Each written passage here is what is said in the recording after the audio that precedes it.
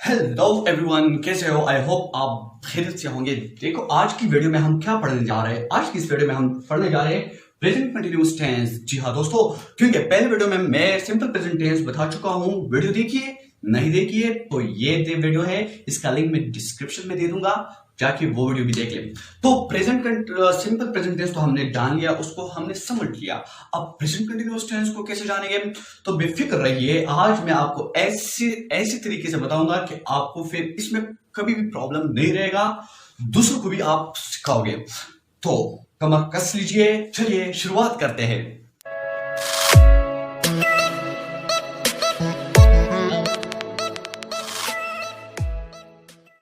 तो present continuous tense के identification की बात करते हैं, मतलब उर्दू और हिंदी में हम इसको कैसे समझेंगे, कैसे हमें मालूम होगा कि ये प्रेजेंट कंटिन्यूअस टेंस का जुमला है या किसी और टेंस का जुमला है। तो सिंपल ही तरीका है। फॉर एग्जाम्पल मैं कहता हूं वो गाना गा रही है, वो गाना गा रही है। फॉर एग्जाम्पल मैं लिखता हूं वो गाना गा रही है। तो यहां पे आप देख सकते हैं कि हमारे साथ यहां पे रही ये आया है। तो ये हमारे साथ क्या शो करता है?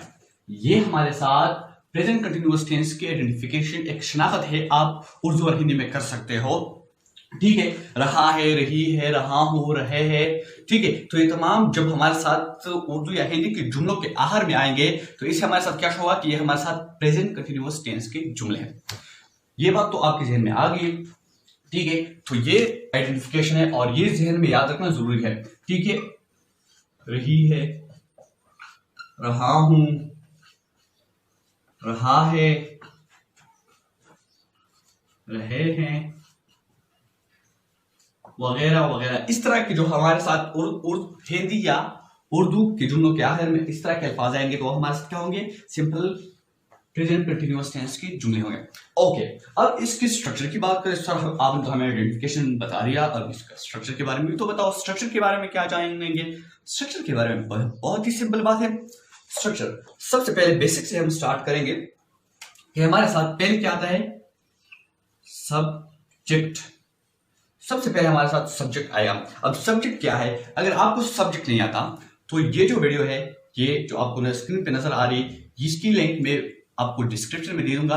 वहां जाके सब्जेक्ट, ऑब्जेक्ट, ये कंसेप्ट वहां इस वीडियो में देख के आप अपना कंसेप्ट क्लियर कर सकते हो। फिर भी आप थोड़ा वेट करें, आई थिंक आपको आता होगा, ठीक है। तो ये सब्जेक्ट के बारे में कंसेप्ट मैंने क्लियर किया है दूसरी वीडियो में, वहां आप देख सकते हो, ठीक है। तो पहले क्या लिखेंगे? सब्जेक्ट लिखेंगे, ठीक है। सब्जेक्ट के बाद फिर क्या आएगा हमारे साथ? सब्जेक्ट के बाद हमारे साथ आ जाएगा हेल्पिंग वर्ब। अब हेल्पिंग वर्ब्स हर टेंस के लिए अलग अलग हेल्पिंग वर्ब्स होते हैं, तो इसके लिए भी हेल्पिंग वर्ब्स की हम बात करेंगे, ठीक है। लेकिन फिर भी जो हमारे साथ हेल्पिंग वर्ब यूज होते हैं हमारे साथ एज, आर एंड एम, ये हमारे साथ किस में यूज होते हैं? ये प्रेजेंट कंटिन्यूअस टेंस में हमारे साथ यूज होते हैं। अब इसके बाद हमारे साथ क्या यूज होगा? इसके बाद हमारे साथ लिखा जाएगा मेन वर्ब। मेन वर्ब और मेन वर्ब की पहली हालत, मेन वर्ब की पहली वर्ब की 3 हालत होती है, ठीक है। पहली हालत मेन वर्ब की लगानी है, ठीक है। और उसके साथ क्या लगाना है? ING का इजाफा करना है। जी हाँ, ये बात जहन में याद रखें, ING का इजाफा करना है और लास्ट में ऑब्जेक्ट लगाना है, ठीक है। तो इस तरह से आपके साथ ये जो स्ट्रक्चर है ये बन जाएगा। सिंपल प्रेजेंट कंटिन्यूअस टेंस का जो स्ट्रक्चर वो इस तरह बनेगा। मिसाल के तौर पर अब ये सब्जेक्ट और इसको यूज करके देखते हैं। वो गाना गा रही है, तो रही है लड़की है, ठीक है। तो क्या सब्जेक्ट क्या यूज होगा? शी यूज होगा, ठीक है। हेल्पिंग वर्ब क्या लगाना है? तो शी के साथ एज लगाया जाता है, ठीक है। वो शी एज। अब मेन वर्ब की बात है तो सिंग, गाना गाने के लिए क्या यूज होगा? सिंग, शी इज। लेकिन सिंग के साथ क्या और लगेगा? ING का इजाफा होगा और लास्ट में ऑब्जेक्ट, सिंगिंग सॉन्ग। तो ये क्या बना आपके साथ? ये पूरा सेंटेंस प्रेजेंट कंटिन्यूअस टेंस का है। इसमें सब्जेक्ट भी यूज हुआ, हेल्पिंग वर्ब, साथ में मेन वर्ब के साथ ING का और लास्ट में ऑब्जेक्ट। तो ये सिंपल प्रेजेंट कंटिन्यूअस टेंस का जुमला। अब इसके बाद बात करते हैं हेल्पिंग वर्ब्स की, कि जो हेल्पिंग वर्ब इसमें यूज होते हैं वो केस कितने हैं और कैसे यूज होते हैं और कौन से सब्जेक्ट के साथ वो यूज हो गए, ये याद रखना, जहन में याद रखना बहुत जरूरी है। जरा गौर और तवज्जो से सुनिए। ओके, हेल्पिंग वर्ब्स कौन कौन से, जैसे कि मैंने बोला एज, आर एंड एम, ये तीनों हमारे साथ क्या है, ये इसमें हमारे साथ हेल्पिंग वर्ब है, एस, आर एंड एम। अब एस कौन से सब्जेक्ट के साथ लगेगा, आर कौन से सब्जेक्ट के साथ लगेगा एंड एम कौन से सब्जेक्ट के साथ लगेगा। तो एस, एम के लिए सबसे सिंपल है, एम आई के साथ लगेगा। जब सेंटेंस में आई यूज होगा तो उस सब्जेक्ट के साथ जो हेल्पिंग वर्ब यूज होगा वो आई के साथ एम लगेगा। फिर आर, आर कौन से के साथ, आर से पहले इस वाले को देख, एस वाले, he, she, it and singular name के साथ एज यूज होगा। जैसे कि यहां पे शी यूज हुआ है ना, तो शी एज, तो यहां पे इसके साथ ये हेल्पिंग वर्ब यूज हुआ है। तो ही, शी, एट या सिंगुलर नेम एक नाम हो, जैसे कि हिना, आबिद, मुजीब, तो इस तरह के नाम एक जो सिंगल नाम हो उसके साथ या ही, शी, एट के साथ हमारे साथ एज हेल्पिंग वर्ब यूज होगा। उसके बाद आर के साथ तो बाकी क्या रहे हमारे साथ, we, they and plural name, जमा जो नाम होते हैं, तो इसके साथ क्या यूज होगा हमारे साथ, आर यूज होगा। वी अगर सब्जेक्ट लगा हो, दे लगा हो या प्लूरल नेम्स हो, एक से ज्यादा, दो से ज्यादा ये जो नेम है उसके साथ फिर आर हम हेल्पिंग वर्ब लगाएंगे। फॉर एग्जाम्पल मैंने यहां पे लिखा है, आई के लिए मिसाल के तौर पर मैं क्रिकेट खेल रहा हूं, इसको ट्रांसलेट करो, आई एम प्लेइंग क्रिकेट। तो यहां पे आई लगा और आई के साथ मैंने क्या लगाया, एम, हेल्पिंग वर्ब यूज किया। प्ले वर्ब की पहली हालत प्ले होती है, बट उसके साथ हमने लगाना है आईएनजी का इजाफा करना है, तो आईएनजी मैंने लगाया और लास्ट में क्रिकेट ऑब्जेक्ट लगा दिया। तो ये रही बात आइडेंटिफिकेशन, स्ट्रक्चर, हेल्पिंग वर्ब्स के बारे में प्रेजेंट कंटीन्यूअस टेंस के। अब क्या बाकी रहता है सर, अब बहुत जरूरी काम बाकी रहता है, और वो जरूरी काम क्या है, वो है इसकी यूजेज। बंदा को ये समझना जरूरी है कि उसको यूजेज आनी चाहिए। यूजेज नहीं आएंगे तो ये जो मैंने आइडेंटिफिकेशन बताया ये तो सिर्फ जरूरी नहीं कि 100% ऐसा ही हो। इंग्लिश में जो इसकी यूजेज है वो सीखना जरूरी है और उसके मुताबिक कंसेप्ट बनाना है और उसके मुताबिक चलना है और इसको लिखना है। अब आज जो मैं आपको इसकी यूजेज बताने जा रहा हूं, ऐसी यूजेज है जो पहले आपने नहीं सुने होंगे और किसी ने भी, मैंने बहुत सर्च की, किसी ने यूट्यूब पे ऐसी वीडियो नहीं बनाई जिसमें इस तरह की यूजेज के बारे में बताया होगा। तो ये वीडियो स्किप ना करें, ये यूजेज जरूर देखिए। तो चलिए शुरुआत करते हैं। तो चलिए अब इसके यूजेज देखते हैं।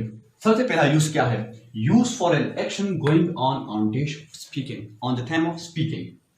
जब कोई एक्शन, जब हम बात करते हैं और उस टाइम जो एक्शन शुरू होता है उसके लिए प्रेजेंट कंटीन्यूअस टेंस यूज होता है। समझ आ गया? ओके, अब एग्जांपल से और समझने की कोशिश करते हैं। The boys are playing hockey. The boys are playing hockey. तो इसका मतलब यह है कि वो लड़के उस टाइम हॉकी खेल रहे हैं। तो जिस टाइम बात कर रहे हैं और उस टाइम जो एक्शन हो रहा है तो उसके लिए प्रेजेंट कंटीन्यूअस टेंस यूज होता है और ये इसकी पहली यूज है। इसमें आप देख सकते बॉयज जमा यूज हुआ है, प्लूरल नाउन यूज हुआ है, तो इसलिए क्या आर यूज हुआ है, हेल्पिंग वर्ब आर यूज हुआ है। प्लेइंग हॉकी ऑब्जेक्ट की जगह यूज हुआ है और प्लेइंग फर्स्ट मेन वर्ब की फर्स्ट फॉर्म है और इसके साथ आईएनजी का इजाफा हुआ है। ठीक है, सेकंड एग्जांपल देखते हैं।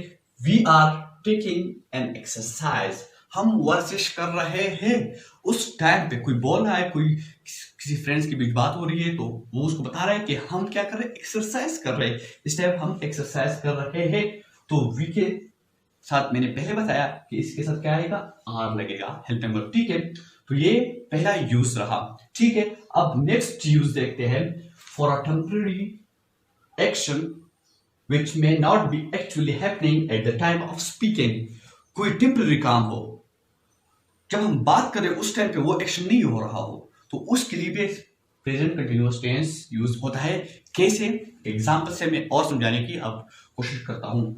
For example, I am reading David Copperfield but I am not reading at this moment.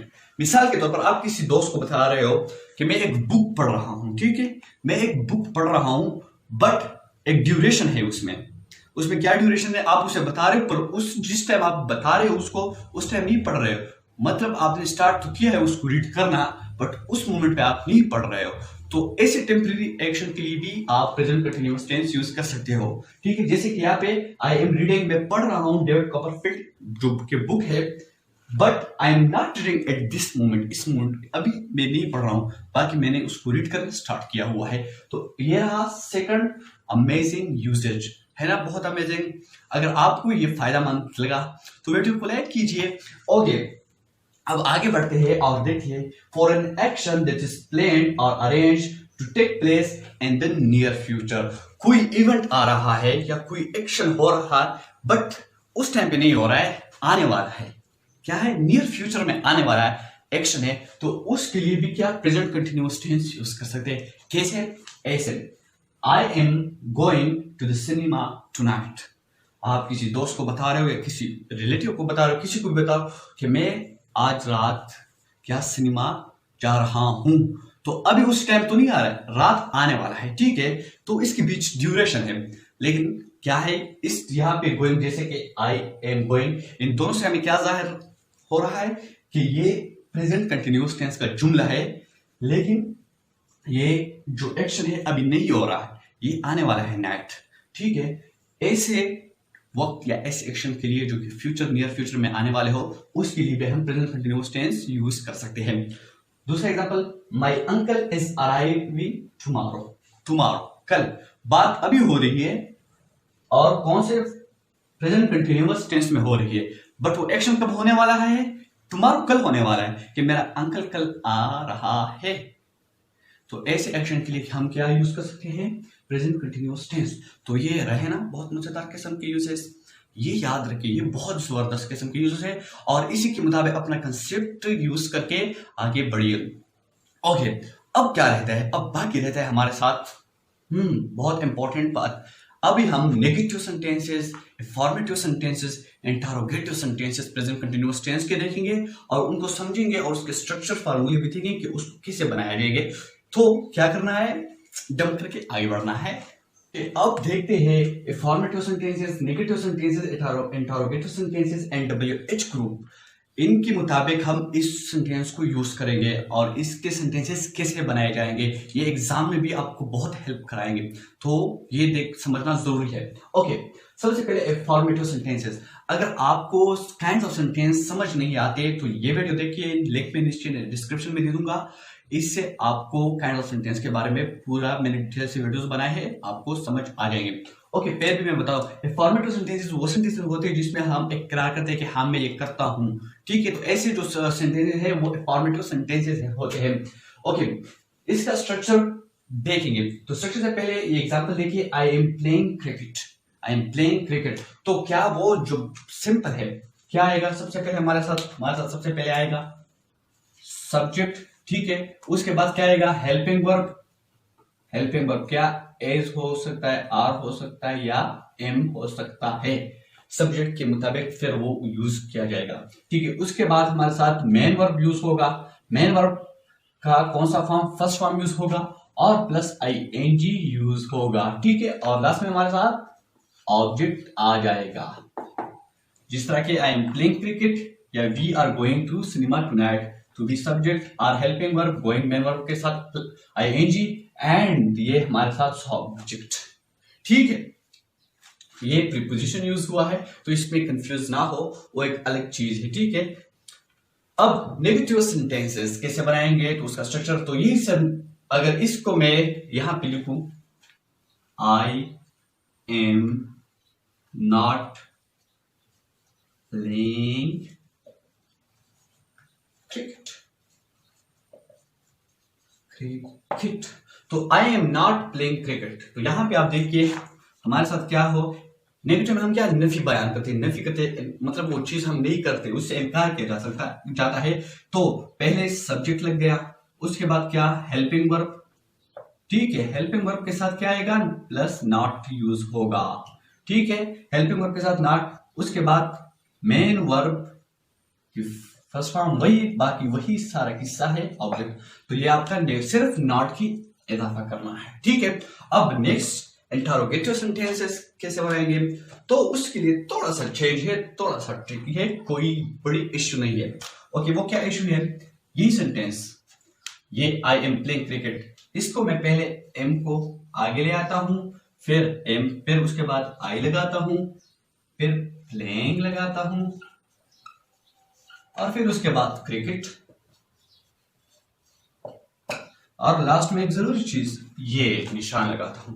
तो ये बन गया हमारे साथ इंटरोगेटिव सेंटेंस। इंटरोगेटिव सेंटेंस में हम क्वेश्चन करते हैं, सवाल करते हैं, ठीक है। तो अब इसका कैसे बनेगा, सबसे पहले आएगा आपका हेल्पिंग वर्ब, वो एज भी हो सकता है, आर भी हो सकता है, एम भी हो सकता है, ठीक है। उसके बाद क्या आ जाएगा सब्जेक्ट, इससे चेंज है, ये सब्जेक्ट सेकंड नंबर पे आएगा, बाकी में पहले आता है, यहां पे सेकंड नंबर पे आ जाएगा। और उसके बाद मेन वर्ब की फर्स्ट फॉर्म, और लास्ट में हमारे साथ आ जाएगा ऑब्जेक्ट। तो इस तरह से आपका इंटरोगेटिव सेंटेंस का स्ट्रक्चर बन जाएगा। ओके, WH ग्रुप या डबल इंटरोगेटिव भी इसको कह सकते हो। तो इसमें क्या आ जाएगा हमारे साथ WH। तो सिंपल तरीका है, सबसे पहले आपने WH वाले लगाने हैं, ठीक है। फॉर एग्जाम्पल इसमें हमारे साथ व्हाट आ सकता है, या वाई आ सकता है, वेन, ठीक है, whom।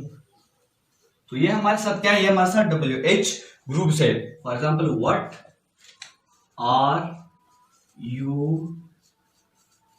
प्लेइंग, तुम क्या खेल रहे हो। तो यहां पे क्या आया सबसे पहले हमारे साथ, यहां पे WH आएगा सबसे पहले, क्या कौन सा WH ग्रुप वाला आएगा।